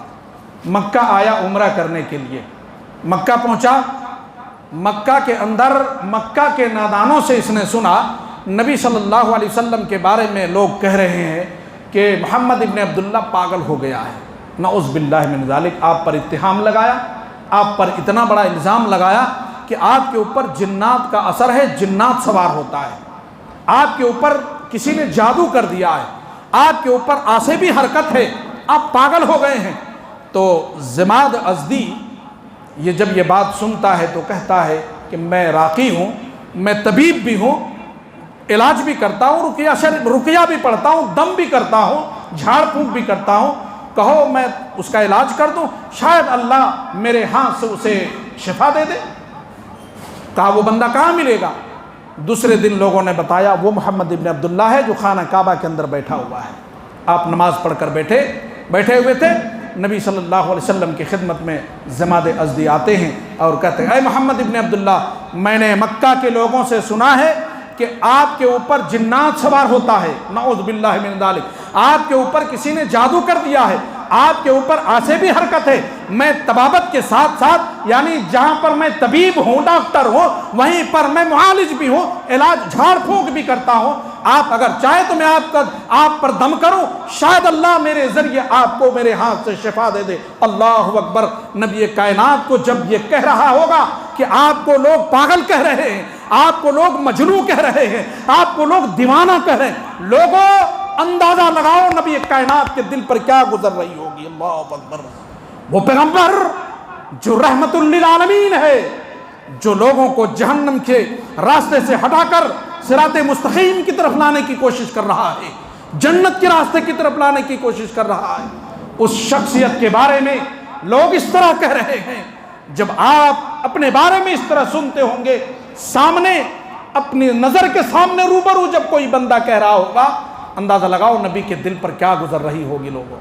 لیکن نبی کائنات کے چہرے پر انوار پر شکن نہیں آیا۔ کہا زماد تیری بات ختم ہو گئی؟ جب ساری باتیں زماد نے کہہ لی، آپ نے فرمایا زماد تیری بات ختم ہو گئی؟ کہا میری بات ختم ہو گئی۔ آپ صلی اللہ علیہ وسلم نے فرمایا میں کچھ سنانا چاہتا ہوں، میں کچھ کہنا چاہتا ہوں، اگر آپ سننا چاہو تو سنو، اگر سمجھ میں آ جائے مان لو، نہ سمجھ میں آئے کوئی بات نہیں ہے، لیکن کچھ میں بھی کہنا چاہتا ہوں، کچھ میری بھی سن لو۔ مسلم شریف کے الفاظ ہیں، عبداللہ ابن عباس رضی اللہ تعالیٰ عنہ کہتے ہیں نبی صلی اللہ علیہ وسلم نے پڑھا ان الحمد للہ نحمدہ ونستعینہ من یہدہ اللہ فلا مضل لہ ومن یضلل فلا ہادی لہ واشہد ان لا الہ الا اللہ وحدہ لا شریک لہ واشہد ان محمد رسول اللہ اما بعد قال فقال اعد علی کلماتک هؤلاء فعادهن علیہ رسول اللہ صلی اللہ علیہ وسلم 3 مرات قال فقال لقد سمعت قول الكهنة وقول السحرة وقول الشعراء فما سمعت مثل كلماتك هؤلاء ولقد بلغنا ناؤس البحر قال فقال هاتي يدك أبايعك على الإسلام۔ اللہ اکبر۔ نبی کائنات نے جب خطبہ مسنونہ پڑھا، خطبہ پڑھا آپ نے، ان الحمدللہ نحمدہ، بے شک تمام تعریف اللہ رب العالمین کے لیے، اللہ کی حمد و ثنا بیان کی، پھر اللہ آپ صلی اللہ علیہ وسلم نے پھر اس کے بعد کہا اما بعد، اللہ کی توحید کی گواہی دی، اپنی رسالت کی گواہی دی، پھر کہا اما بعد، پھر اس کے بعد میں کچھ اور آگے بڑھوں، کچھ اور سننا چاہتے ہو؟ اس زماد ازدی نے جو نبی کا علاج کرنے آئے تھے، جو نبی کو پاگل اور مجنوں سمجھ کر آپ کو دم کرنے آئے تھے، اس بندے نے کہا کھالا فقال عید علی کلماتک ہؤلاء، اللہ کے رسول آپ نے جو کلمہ ابھی ابھی مجھے سنایا ہے ایک بار اور مجھے سنائیے، ایک بار اور مجھے سنائیے۔ ایک بار پھر آپ نے پڑھا، پھر اس نے کہا کالا عید علی کلماتک ہؤلاء، اللہ کے رسول ایک بار یہ کلمہ اور مجھے سنا دیجئے۔ بہت پیارا کلمہ ہے، بہت خوبصورت کلمہ ہے، بڑا اچھا کلمہ ہے۔ آپ نے پھر دوبارہ پڑھا، پھر اس نے کہا عید علی کلماتک ہؤلاء، ایک بار اور مجھے پڑھ کر سنائے۔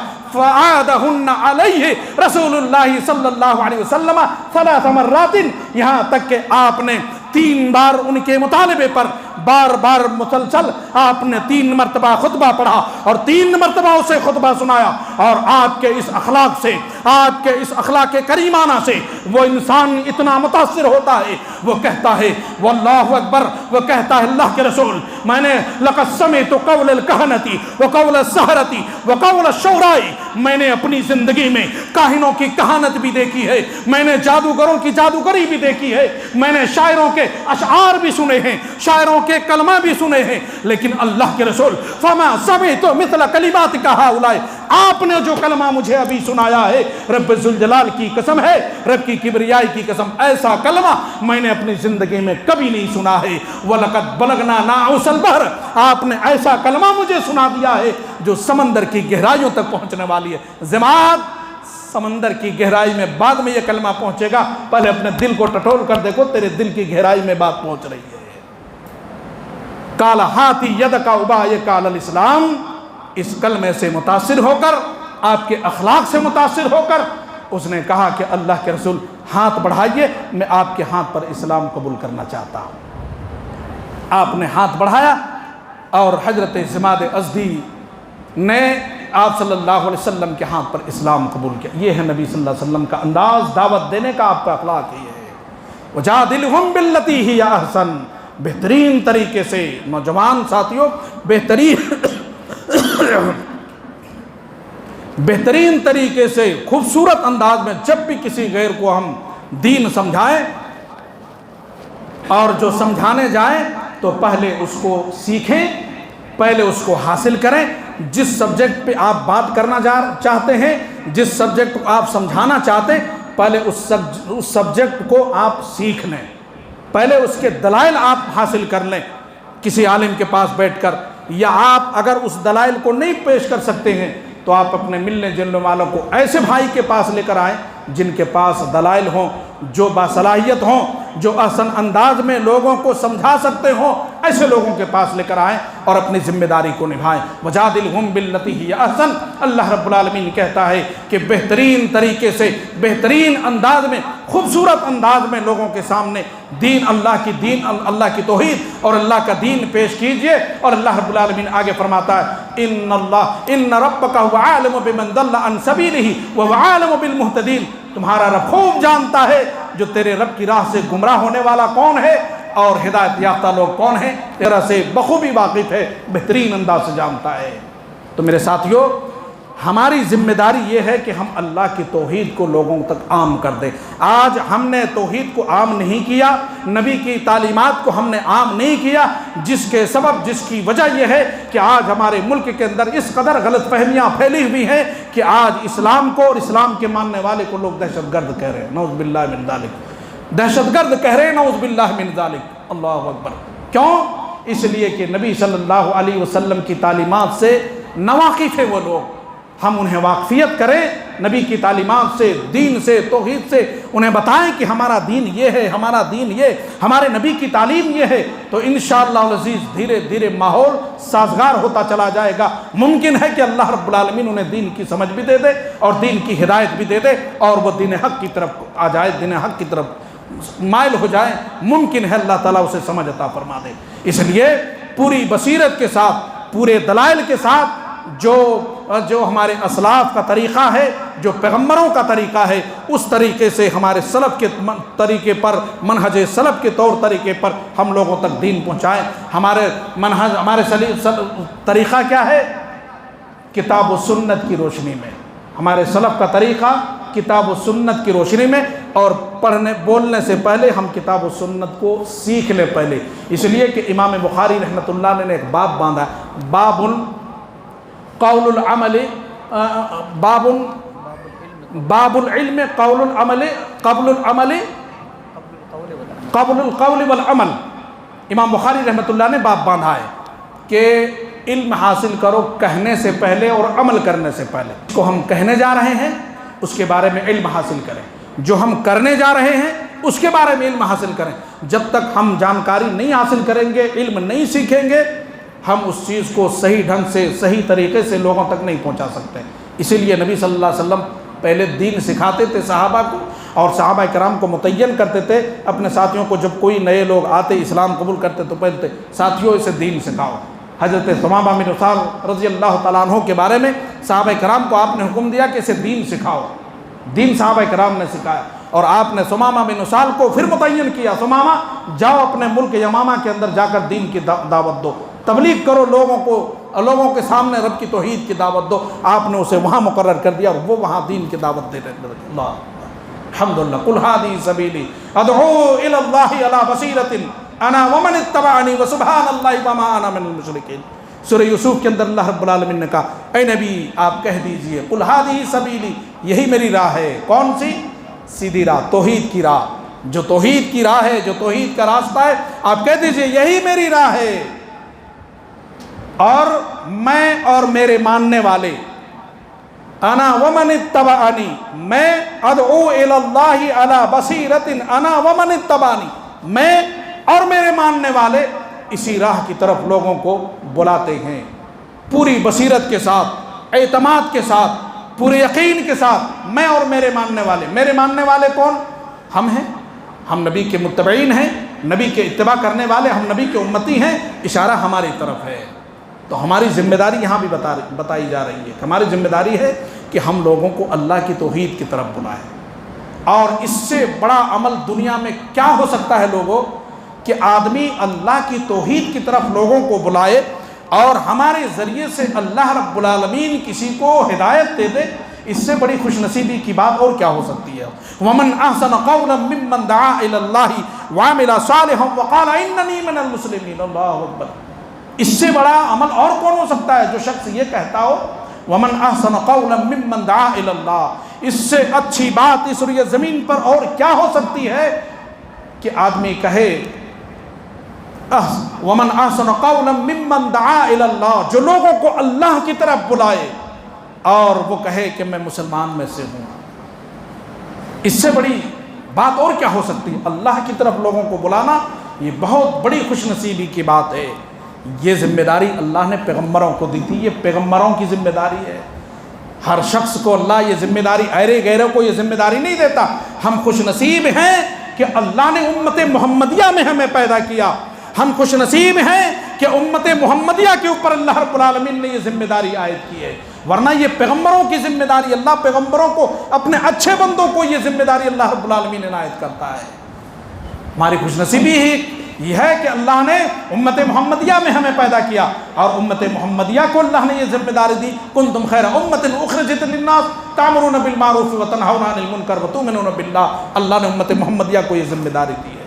ہر شخص اپنے اپنے طور پر بلغوا انی ولو آیا کے تحت جس کو جتنا یاد ہے، جس کے پاس جتنا علم ہے، اپنے علم کے حساب سے اپنے بھائی تک اس علم کو پہنچائے، اللہ کے اس توحید کو پہنچائے، اللہ کے اس پیغام کو اپنے بھائی تک پہنچائے، مگر اس بات کو اچھی طرح سے یاد رکھے کہ طریقہ سلف کا ہو، طریقہ بالکل احسن ہو، خوبصورت انداز میں ہو، ناراضگی نہ ہو، چڑچڑا پن نہ ہو، غصیلے انداز میں نہ ہو، بالکل احسن طریقہ ہو جو ہمارے سلف کا طریقہ رہا، نبی کریم صلی اللہ علیہ وسلم کا طریقہ رہا ہے۔ اللہ رب العالمین نے تاکید کے ساتھ کہا وَجَادِلْهُمْ بِالَّتِي هِيَ أَحْسَنُ۔ نبی صلی اللہ علیہ وسلم بڑے احسن انداز میں لوگوں کو دعوت دیا کرتے تھے۔ آپ اپنے دشمن، آپ کے دشمن بھی آ جاتے تو آپ صلی اللہ علیہ وسلم کے آپ اخلاق کا مظاہرہ اس قدر کرتے تھے کہ دشمن بھی آپ کے اخلاق سے متاثر ہو جاتے تھے۔ صحیح بخاری شریف کے اندر امام بخاری رحمۃ اللہ علیہ نے ایک واقعہ نقل کیا ہے۔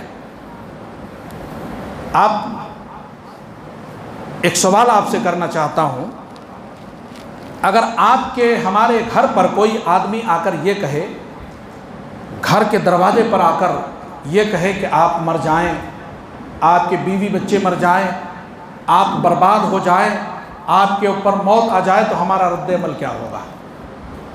ہمارا رد عمل کیا ہوگا؟ جواب میں ہم کیا کہیں گے؟ ظاہر سی بات ہے کہ ہم اس کو گالی دیں گے، پکڑیں گے، نوچیں گے، دھتکاریں گے، دھکے مار کر گھر سے نکال دیں گے۔ یہ ایک انسان یہی کرے گا نا، جس کے گھر پہ آ کر کوئی اسے بد دعا دے کہ تم مر جاؤ، تمہارے بیوی بچے مر جائیں، تم برباد ہو جاؤ، جس کے سامنے، جس کے گھر پہ آ کر اس قدر بد دعا دے، وہ آدمی یہی کرے گا۔ لیکن ساتھیو، ہمارے نبی کریم صلی اللہ علیہ وسلم کا عمل اس کے برعکس تھا، آپ کا عمل اس کے مختلف تھا۔ یہودیوں کی ایک جماعت، امام بخاری رحمۃ اللہ علیہ نقل کرتے ہیں، کئی محدثین نے اس واقعے کو اپنے اپنے سنن کے اندر نقل کیا ہے۔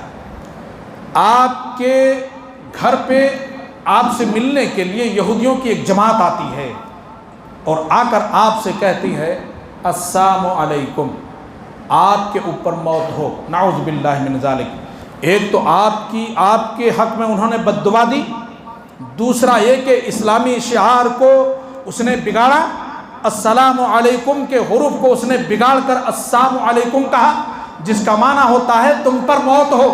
یہودیوں کی جماعت آتی ہے اور کہتی ہے السلام علیکم، اے محمد آپ کے اوپر موت ہو صلی اللہ علیہ وسلم، نعوذ باللہ من ذالک۔ تو آپ نے فرمایا وعلیکم، وعلیکم، تم پر بھی ہو۔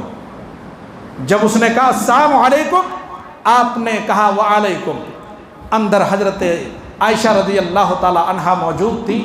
یقیناً جس کو نبی سے محبت ہو، جس کو دین سے محبت ہو، اپنی نظروں کے سامنے نبی کی توہین ہوتا ہوا دیکھ نہیں سکتا ہے، چاہے جو بھی کر جانا پڑے، جان کی قربانی دے دینی پڑے، مگر اپنی نظر کے سامنے کوئی بھی محب رسول اپنے رسول کی توہین ہوتے ہوئے نہیں دیکھ سکتا۔ عائشہ رضی اللہ تعالیٰ عنہ کا بھی جذبہ ابھرتا ہے اور اندر سے آواز دیتی ہے السلام علیکم ولعنکم اللہ وغضب علیکم، یہودیوں تم پر بھی موت ہو، اللہ کی تم پر لعنت ہو اور تم پر اللہ کی غضب بھی ہو۔ نبی کائنات علیہ السلام نے جب حضرت عائشہ صدیقہ رضی اللہ تعالیٰ عنہ کے الفاظ سنے، آپ نے فرمایا عائشہ ٹھہر جاؤ، عائشہ ٹھہر جاؤ، تمہیں اس طرح سے الفاظ نہیں کہنے چاہیے، ہمارا مہمان ہے یہ، نرمی برتو اس کے ساتھ، اس طرح سے نامناسب کلمات ان کے بارے میں نہ کہو۔ ماں عائشہ رضی اللہ تعالیٰ عنہ کہتی ہیں اولم تسمعوا ما قالوا، اللہ کے رسول آپ نے سنا نہیں وہ لوگ، ان لوگوں نے کیا کہا آپ کو اس نے کیا کہا آپ نے سنا نہیں؟ پیارے نبی نے فرمایا اولم تسمعی ما قلت، عائشہ تم نے نہیں سنا میں نے کیا کہا؟ اس نے جو بات کہی وہی میں نے اسے پلٹ کر کہا، اور عائشہ سن لو رددت علیہم فیستجاب لی فیہم ولا یستجاب لہم فی، عائشہ اس کے جواب میں نے جو کلمہ کہا ہے، اس کے جواب میں میں نے جو بات کہی ہے، اللہ اسے قبول کر لے گا، لیکن عائشہ اس نے جو میرے بارے میں بات کہی ہے اللہ اسے قبول نہیں کرے گا۔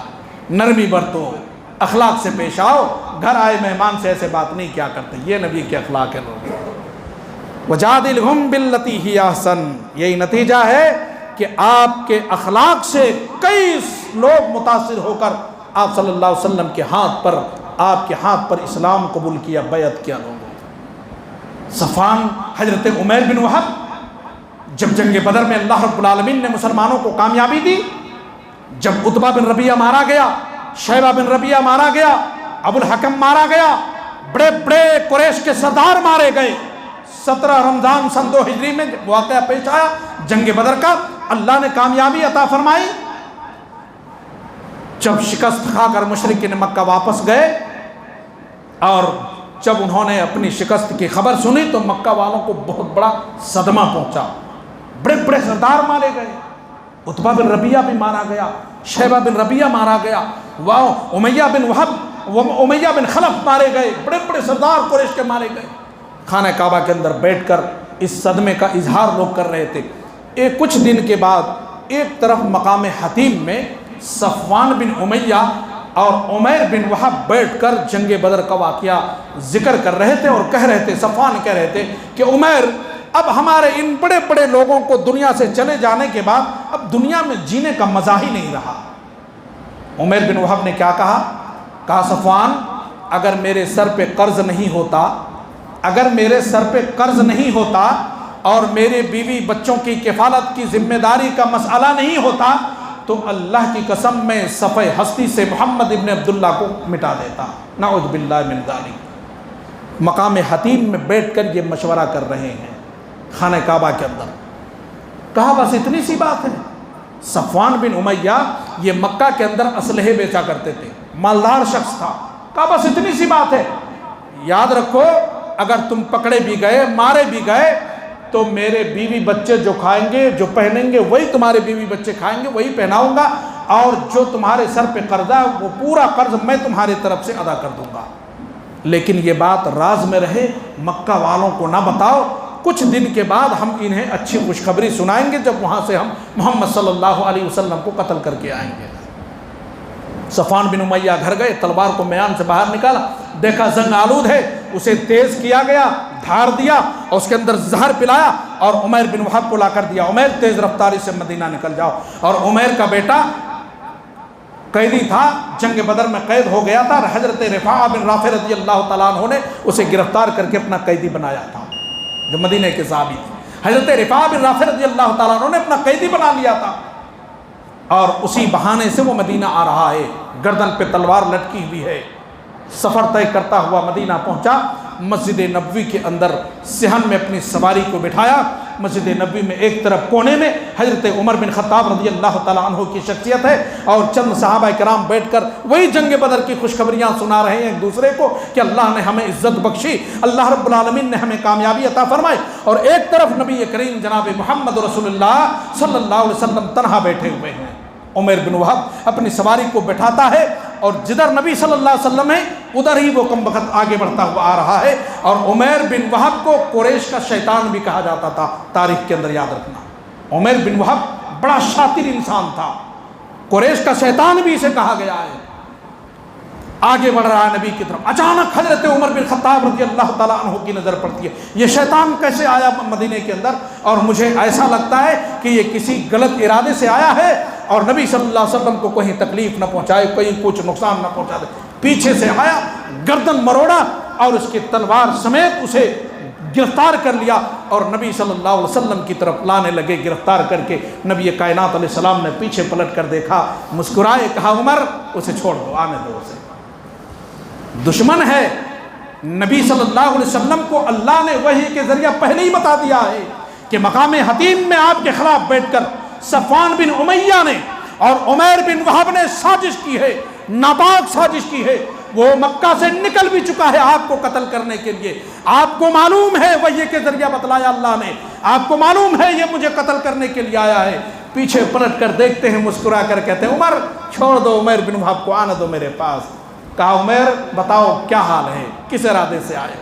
کہا اللہ کے رسول میرے پاس میں اپنے بچے کا حال معلوم کرنا، میرا بیٹا وہب آپ کا قیدی ہے، آپ کے کسی ساتھی نے اسے قیدی بنا لیا ہے، اگر آپ میرے بچے پر احسان کر دیں تو یہ احسان کبھی نہیں بھولوں گا۔ آپ نے فرمایا عمیر سچ بتاؤ تم کس ارادے سے آؤ، کس لیے آئے ہو؟ کہا نہیں سچ بتاؤ، سچ بتا رہا ہوں۔ کہا تو پھر یہ تلوار کس لیے لٹکا کر آئے ہو؟ کہا یہ تلوار کس کام کا؟ جب جنگ بدر میں ہمیں کام نہیں آیا، جب وہاں ہم شکست کھا گئے تو یہ تلوار کس کام کا؟ جھوٹ بول رہا ہے۔ نبی کریم صلی اللہ علیہ وسلم نے فرمایا عمیر کیا یہ سچ نہیں ہے کہ تم مقام حتیم میں بیٹھ کر صفوان بن امیہ سے کہہ رہا تھا کہ صفوان اگر میرے سر پہ قرضہ نہیں ہوتا، میرے بیوی بچوں کی کفالت کی ذمہ داری کا خدشہ مجھے نہ ہوتا تو میں محمد صلی اللہ علیہ وسلم کو صفحہ ہستی سے مٹا دیتا، ختم کر دیتا۔ کیا تم اور صفوان مقام حتیم میں بیٹھ کر یہ سازش میرے خلاف نہیں کر رہے تھے اور تم مجھے قتل کرنے کے ارادے سے مکے سے نہیں نکلے ہو؟ اللہ اکبر! چونکہ یہ راز کی بات تھی، صفوان کے علاوہ اور عمیر بن وہب کے علاوہ کسی بھی بندے کو یہ بات اللہ کے علاوہ معلوم نہیں۔ جب آپ نے یہ بات کہی تو عمیر بن وہب نے کہا اشہد ان لا الہ الا اللہ وانک رسول اللہ، وانک رسول اللہ۔ اللہ اکبر! دشمن کو بھی آپ نے معاف کر دیا، اسے آپ نے بخش دیا۔ آپ کے اس عفو درگزر سے، آپ کے اس کردار سے وہ کہتا ہے اشہد ان لا الہ الا اللہ وانک رسول اللہ۔ اے محمد صلی اللہ علیہ وسلم میں اس بات کی گواہی دے رہا ہوں کہ اللہ کے سوا کوئی معبود برحق نہیں، اور یقیناً آپ اللہ کے رسول۔ اب تک آپ کے پاس جو بھی اللہ کا پیغام آ رہا تھا، جو بھی اللہ وحی اتار رہا تھا، اب تک ہم انکار کرتے رہے، لیکن اللہ کی قسم آج ہم اعتراف کرنے پر مجبور ہیں کہ یہ بات میرے اور صفوان کے علاوہ کس کائنات کے کسی بھی انسان کو معلوم نہیں، یہ راز کی بات تھی۔ یقیناً یہ بات اللہ کے سوا آپ کو کسی نے نہیں بتایا ہے۔ آج مجھے یقین ہو گیا ہے کہ آپ کے پاس اللہ کی طرف سے وحی اترتی ہے، آپ اللہ کے رسول ہیں۔ میں اسلام قبول کرتا ہوں، اللہ کی توحید کا اقرار کرتا ہوں۔ اخلاق پیش کرو گے، ممکن ہے اللہ تعالیٰ اسے ہدایت دے دے۔ وجادلہم باللتی ہی احسن، اسی لیے اللہ رب العالمین نے کہا احسن طریقے سے، اخلاق طریقے سے، اخلاق سے اور بہترین انداز میں دین کی دعوت، توحید کی دعوت لوگوں تک پہنچائیں۔ یہ ہماری ذمہ داری، ہم سب کی امت مسلمان کی ذمہ داری ہے، خاص کر کے نوجوانوں کی ذمہ داری ہے کہ ہم اپنے ملنے جلنے والوں کو توحید کی دعوت دیں اور اسے دین سمجھائیں، نبی صلی اللہ علیہ وسلم کی تعلیم دیں، آپ صلی اللہ علیہ وسلم کی سیرت بتائیں اور انہیں بتائیں کہ دین ایسا ہے جیسا آپ سمجھ رہے ہیں ویسا دین ہمارا دین نہیں ہے، ہمارا دین ایسا ہے آپ ایسا سمجھ رہے ہیں۔ اللہ اکبر! انشاءاللہ پورے ملک کا ماحول سازگار ہو جائے گا، پھر وہ لوگ ممکن ہے کہ اللہ رب العالمین اسے دین کی سمجھ دے دے، دین کی ہدایت دے دے۔ اللہ رب العالمین سے دعا ہے کہ پروردگار عالم عالم اسلام کے مسلمانوں کی جان مال عزت و آبرو ایمان غیر محفوظ ہیں، اللہ مسلمانوں کی جان مال عزت و آبرو کی ایمان کی حفاظت فرما دے۔ پروردگار عالم تو نے جو امت مسلمہ پر ذمہ داری عائد کی ہے دعوت و تبلیغ کی، اے اللہ کما حق کہو، اس حق کو، اس ذمہ داری کو نبھانے کی ہمیں توفیق عطا فرما، اور خصوصاً نوجوان بھائیوں کو اس ذمہ داری کو نبھانے کی توفیق عطا فرما۔ پروردگار عالم عالمی پیمانے پر ہماری ماں اور بہنوں کی ذمہ داری، ہماری ماں اور بہنوں کی عزت و آبرو بھی غیر محفوظ ہیں، اے اللہ ہماری ماں اور بہنوں کی عزت و آبرو کی حفاظت فرما دے، اس کی جان کی، اس کی مال کی، اس کی توحید کی حفاظت فرما دے۔ اے اللہ جب تک دنیا میں زندہ رکھ ہم سب کو ایمان پر، توحید پر قائم رکھ مولا، اور جب ہمارا خاتمہ ہو کلمہ توحید لا الہ الا اللہ پر ہمارا خاتمہ ہو۔ آمین یا رب العالمین۔ والسلام علیکم ورحمۃ اللہ وبرکاتہ۔ روح جب بیدار ہوتی ہے جوانوں میں، نظر آتی ہے ان کو اپنی منزل آسمانوں میں۔ یہ تھے فضیلت الشیخ کلیم الدین فیضی حفظہ اللہ، جو نوجوانوں سے بالخصوص خطاب کر رہے تھے اور ان کی ذمہ داریوں کو بتا رہے تھے۔ بنیادی طور پر دو باتیں انہوں نے کہی کہ دعوت و تبلیغ کی جو ذمہ داری ہے نوجوان پر کس قدر ہے، اور اس ذمہ داری کو کس طریقے سے ہمیں اور آپ کو عوام تک پہنچانا ہے، یہ دو باتیں آپ نے کہی ہے۔ لہٰذا ہماری جو ذمہ داری ہے وہ دعوت کو عوام تک پہنچانا ہے، اور کس انداز میں پہنچانا ہے، یہ دو باتیں بنیادی طور پر کہی ہے۔ ہمارا اور آپ کا حال یہ ہے کہ جب ہم روڈ پر سڑک پر چلتے ہیں اور کسی غیر مسلم کی بائک اس کا اسٹینڈ کو ہم دیکھتے ہیں کہ گرا ہوا ہے، چلتے ہوئے ہم اسے اشارہ کر دیتے ہیں کہ آپ کا اسٹینڈ گرا ہوا ہے، ممکن ہے کہ آپ آگے چل کر گر جائے، آپ کا پیر ٹوٹ جائے، ہاتھ ٹوٹ جائے۔ کسی کی انڈیکیٹر لائٹ اگر جلی ہوئی ہے تو ہم اشارہ کر دیتے ہیں کہ آپ کی لائٹ جلی ہوئی ہے، ممکن ہے کہ آپ سامنے والا غلط اشارہ سمجھ کر آپ کو مار دیں، ایکسیڈنٹ کر دیں اور آپ کو نقصان پہنچ جائے۔ لیکن ہم اس نقصان کو نہیں دیکھتے کہ وہ ہزاروں مورتیوں کے سامنے جا کر سجدہ کرتے ہیں جو اپنے آپ کو ہمیشہ کے لیے نار جہنم کا ایندھن بنا رہے ہیں۔ لہٰذا ہماری ذمہ داری ہے کہ ہم خود توحید پر قائم رہیں، اور ہمارے جو دینی بھائی کے علاوہ جو ہمارے وطنی بھائی ہیں ان تک ہم دین کی دعوت کو پہنچائیں۔ اور اسی موضوع پر آپ ابھی تک گفتگو سماعت فرما رہے تھے، چونکہ وقت کی قلت ہے، وقت اجازت نہیں دیتا، لہٰذا زیادہ باتیں نہ کرتے ہوئے میں پھر دوبارہ آپ سے گزارش کر رہا ہوں کہ آپ جتنے بھی نوجوان آئے ہیں اپنے اپنے نام اور واٹس ایپ نمبر، باہر ایک بچہ بیٹھا ہے، آپ لکھائیں۔ انشاءاللہ اس کے بعد پھر ایک پروگرام ہوگا چند دنوں کے بعد، ممکن ہے کہ 1 یا 1.5 مہینے کے بعد ایک پروگرام ہوگا جو کسی تیلگو مقرر کو بلایا جائے گا، اور آپ کی ذمہ داری ہوگی کہ کچھ اپنے دوست کو جو غیر مسلم دوست ہیں ان کو آپ لے کر آئیں، 10 ہو 15 ہو، جتنے بھی آپ کے ممکن ہو آپ ان سے دوستی کریں، اور کم سے کم انہیں جہنم سے بچانے کی کوشش اور اللہ کے پیغام کو ان تک پہنچانے کی کوشش کریں۔ اللہ تبارک و تعالیٰ سے دعا کرتے ہیں کہ اللہ رب العالمین ہمارے بیٹھنے، سننے اور سنانے کو قبول فرمائے۔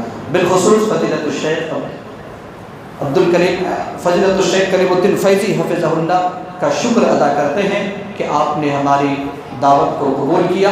اللہ رب العالمین آپ کے آنے کو قبول فرمائے، آپ کے علم و عمل میں اضافہ فرمائے۔ اللہ تبارک و تعالیٰ آپ کو صحت و عافیت سے نوازے، دنیا اور آخرت میں اللہ کامیابی عطا فرمائے۔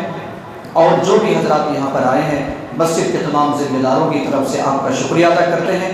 اللہ رب العالمین آپ کے بیٹھنے اور سننے اور آنے کو قبول فرمائے، دنیا اور آخرت میں کامیابی سے نوازے۔